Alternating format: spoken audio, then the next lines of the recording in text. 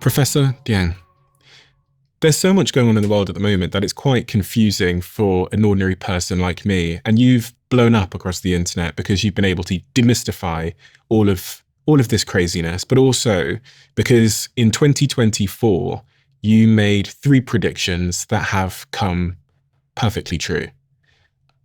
Some might say, unfortunately.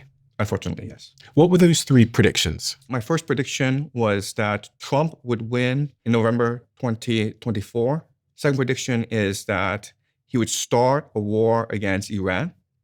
And the third prediction is that the United States would lose this war. And in losing this war, this would radically reshape the geopolitical landscape. How did you know that Trump would start a war with Iran?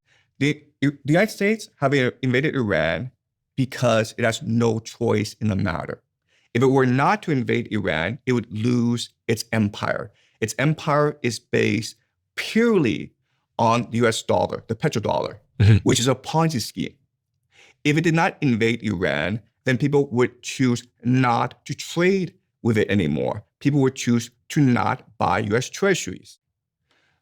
But then in February 2022, Russia invaded Ukraine.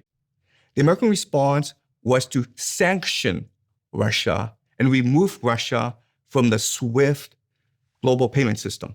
It also ordered Europeans to freeze over $200 billion in Russian assets. And this is a problem because the very basis for having the US dollar as the global reserve currency is that it would remain politically neutral.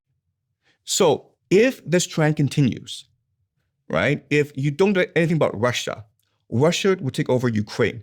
And Russia then would build an alliance with China and Iran. If you look at these 3 countries on a map, Russia, China, and Iran, this is the entire Asian continent. Let's just trade amongst ourselves.